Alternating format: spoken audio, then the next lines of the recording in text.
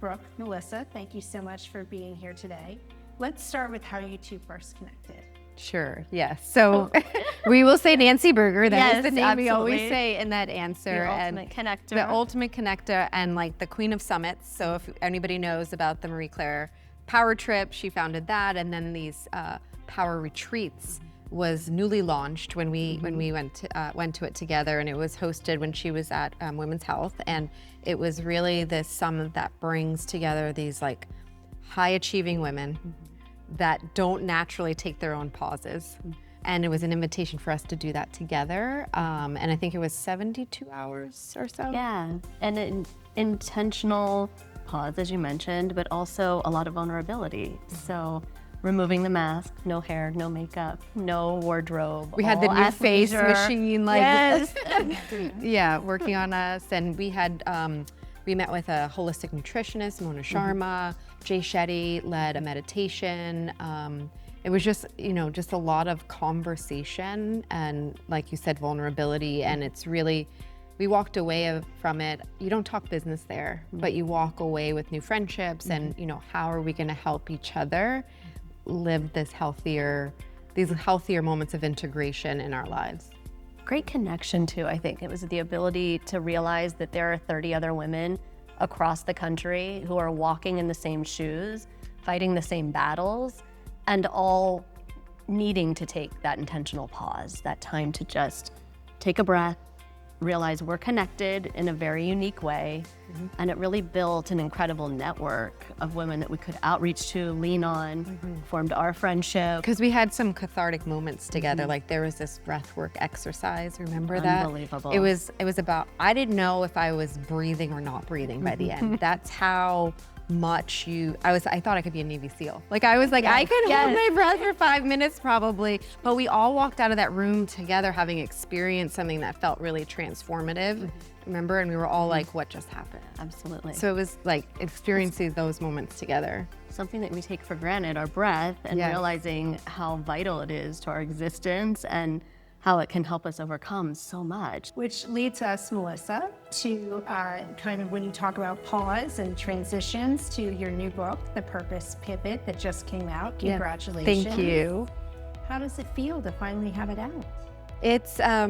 It was inspired by a very scary moment of my life, but how does it feel? It's been this gift of a journey I didn't expect. Like I put a lot of my ideas into the world from a consumer and retail perspective, but it's the first time I've ever put something out into the world with this much vulnerability, with the response of thank you, and thank you for helping me be seen, and thank you for making me pause and say maybe I should think about things differently. So it's week one. But I'm really hopeful if anybody just embraces one new practice, that's a step forward. So for our audience who hasn't read it yet, could you give us a sense of what they're in for? Yes.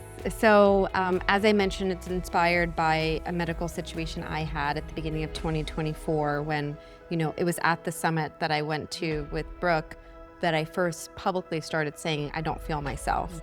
And so think about that. That was the end of 22. And that voice started getting louder through 23, so much so I wrote down on a piece of paper, a Post-it note, I'm gonna do a Better You challenge with my family. Some people were gonna like brush their dog's teeth and do planks, and I was gonna focus on better gut health, and that's what I wrote down.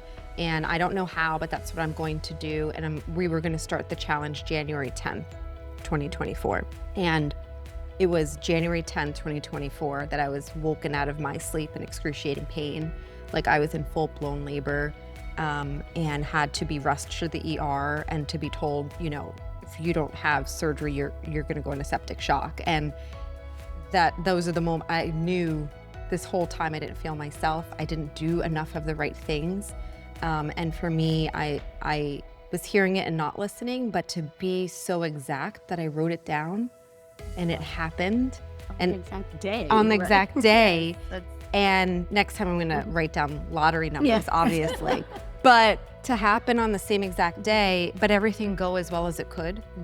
Somebody was staying at my hotel with me that was awake. The GI surgeon was not in emergency surgery. Everything that could go well in the circumstances. And for me, it was like, I can't not listen to the bigger message of this experience. And when others started to share back their experiences after I shared mine, I just felt we need to debunk the myth that taking these pauses are weakness and prioritizing ourselves as weakness.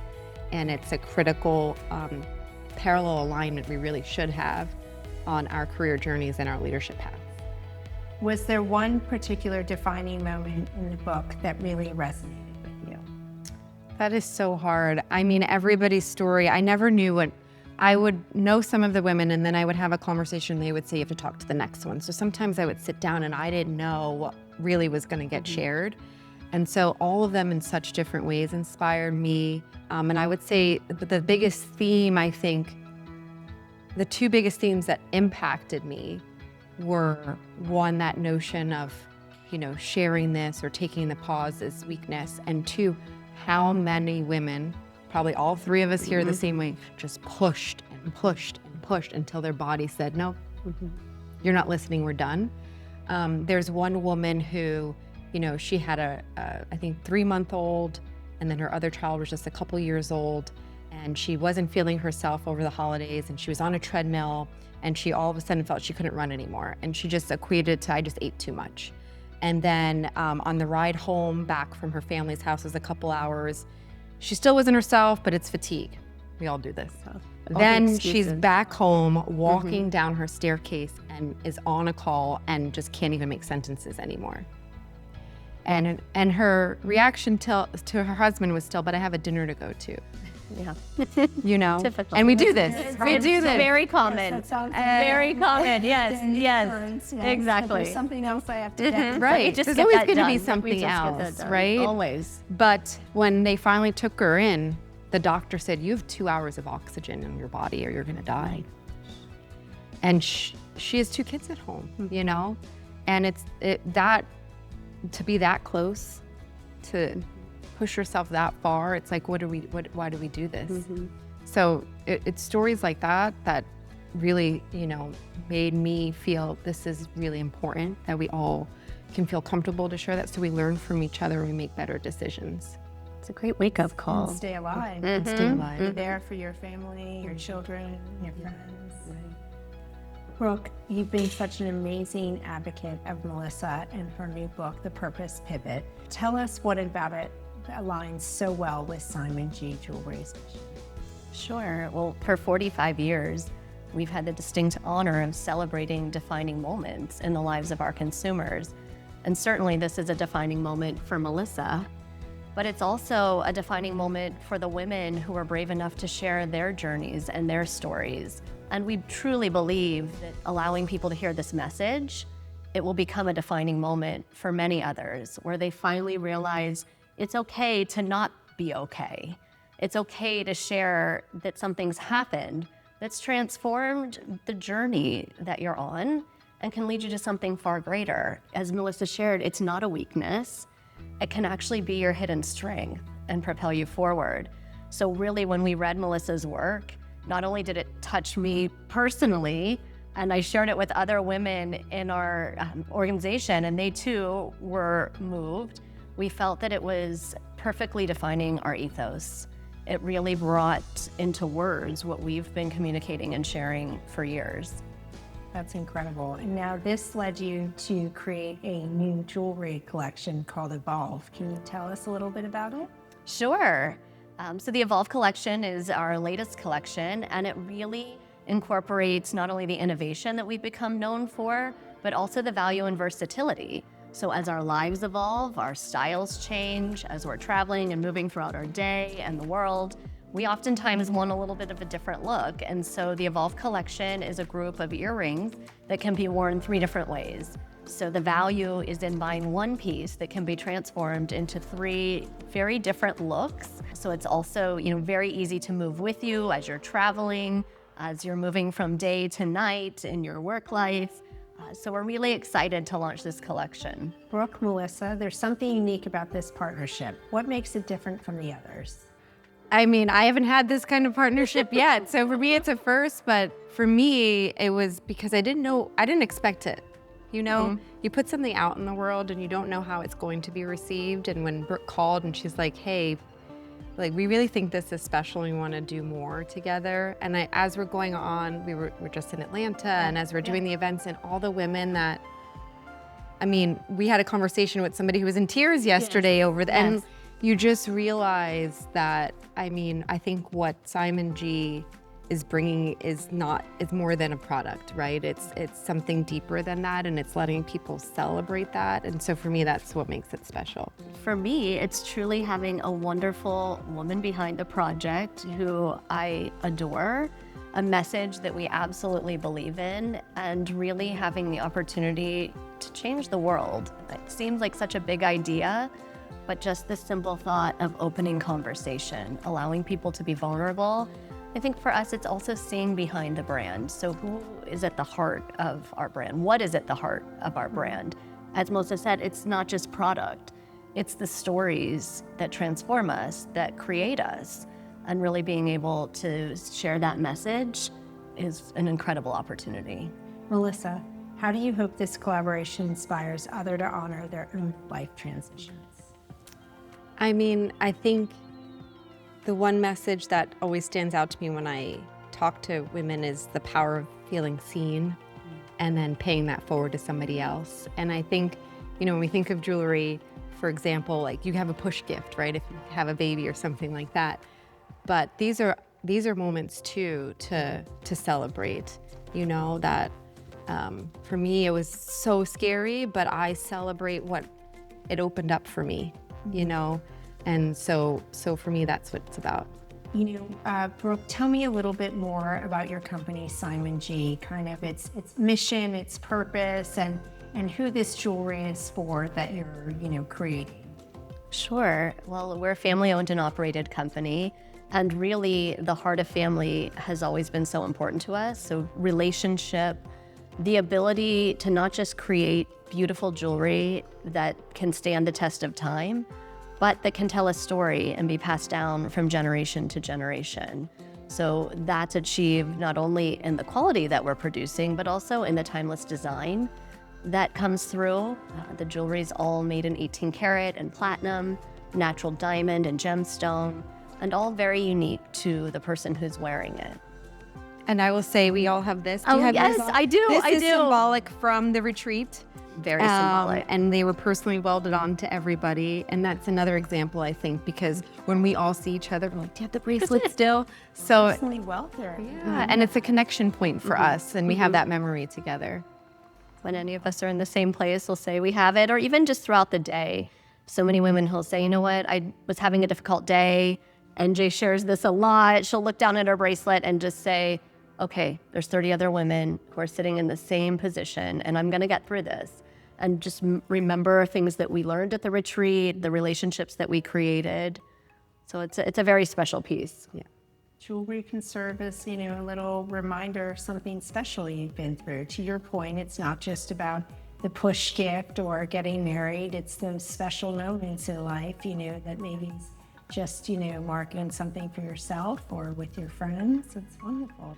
Yeah, and I think it's, for me, something fun I share with my daughter. So we don't have Simon G for her yet because she's 10 and we don't want to break anything. But, you know, one of the gifts she gave me for the holidays last year is this little necklace, and it has, you know, a heart in 2 pieces, Weirdo 1 and Weirdo 2, and I'm Weirdo 1. But when we wear it, she gets so excited, and we put our little hearts together and we take pictures, and it's, you know, it's a little moment of connectivity for us. It's like, it's silly and it's special at the same time. And I think that, you know, having that, you know, with your daughter or across generations, or like the ladybug she has with my mother-in-law, that's the other thing that's really nice too. All right, this is a fun question for both of you. If you could give one piece of jewelry to someone going through a pivot, what would it be and why? It's interesting for me. I think it has to be, you know, it really has to be something that's meaningful to the person, because so often the piece not only represents the actual moment of transition, but the journey that's been involved in that transition. So it's always interesting for us to hear from the consumer, to hear from the person who's going to wear it, and then to incorporate small parts of that into the design process. So there isn't one particular piece that I would say we would gift. I think it would be something that's meaningful to the person and that they also possibly had a hand in designing as well. Yeah, I mean, we talk about the butterfly all Yes. the time, and there's definitely a lot of women in my life that's symbolic too. There's a woman in the store who's a very good friend of mine who, when she was 29, wrote in her journal, "I just need a timeout," and 4 days later had a stroke. And then she put out poetry, and it was called Thoughts of a Butterfly. And so when we talked, I was like, that's her It's perfect piece, for her. you know? And with my daughter and my mother-in-law, they have a special connection over ladybugs. And, you know, when she turned 70, we gave her a ladybug charm, you know? And it's those little things that have an emotional connection to it that I think is what makes it special when they wear it with them. I think it's oftentimes what words can't articulate, but the piece communicates. We talk about the ladybug, the butterfly. So do you make little ladybug and butterfly charms? We do charms in full collection. So the butterfly is so symbolic of evolution and change. And it's really been a staple in our collection for many years. So the design continues to evolve, but there are quite a few options that represent butterfly, ladybug. Nature's been a big inspiration to us over the years. So you'll see a lot of elements of nature represented in our collections. So tell me, ladies, what's next? Oh my gosh, the future is so bright. We have so many things on the horizon just in terms of sharing the message in different cities with different groups of women. So that's going to be very exciting. In addition to Evolve, which we spoke a bit about, we're also launching a charm collection, which will allow for people to tell their story through visual pieces. So that's exciting. I think Yeah, like you said, it's a lot of different cities that we're going to be traveling to on the East Coast and the West Coast. And excitingly, we already have Q1 lining up Yes. with, like, you know, more local bookstores wanting to do events, you know, in Greenwich and Bedford. And so it's nice to kind of have interest even into the new year. I think the beauty of that too is the stories that have yet to be told. So what we're going to hear and uncover as people gain that courage to share their journey. And that's always very inspiring to us from a creative standpoint. Yeah. Yeah, because people are going to start reading the Purpose Pivot, and then they'll start telling you their stories of how they pivoted, or maybe 6 months from now, what they've done in that time after reading the book. So Absolutely. And I think so often, Melissa, you pointed this out, people feel like a defining moment is a birthday or an anniversary or a push gift. But there's so many other moments throughout life that truly define us that should be celebrated or commemorated.